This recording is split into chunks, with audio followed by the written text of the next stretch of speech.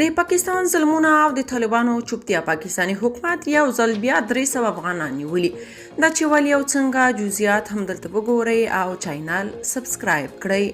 په کراچۍ کې د سیند پولیسو نږدې 300 افغان کډوال نیولي. په کراچۍ کې د افغان کډوالو مدافع وکیله منځه کاکړ وایي چې د 2022 کال د جولای له میاشتې راهیسې 3000 افغانان یوازې د پاکستان په سیند کې بندیان شوي دي او تازه په تیرو څو ورځو کې د سیند پولیسو لخوا نږدې 300 تنه نیول شوي دي.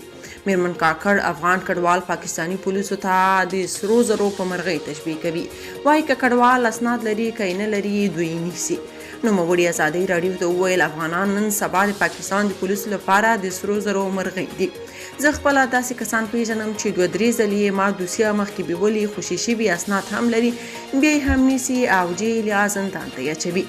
اغلې کاکړ زیاته کړه چې بندي شوي افغانان د ګرمۍ له امله په بند کې په داسې حال کې له بېلابېلو ناروغۍ سره مخ دي چې ډاکټر او درملو ته لاسرسی نه لري. مخکې له دې امله 4 کس افغانان د کراچۍ په زندانونو کې مړه شوي هم دي. د پاکستان ته تللي پخواني او اوسني افغانان هم د دوی سره د پولیسو د ناسم چلن له امله شکایت لري. په پېښور کې افغان کډوالې فریدې ازادۍ راډیو ته وویل چې 9 میاشتې وړاندې له خپل څارنوال زوی سره پاکستان ته راغلی. د بد اقتصاد له کبله یې زوی مزدور کارۍ ته تللی چې پولیسو ونیوه. هغې زیاته کړه پولیسو نیولی و، وهلی یې دی، کالي یې غاړه کې ورباندې څیرې کړي، 4,000 روپۍ او موبایل یې ورنه اخیستی.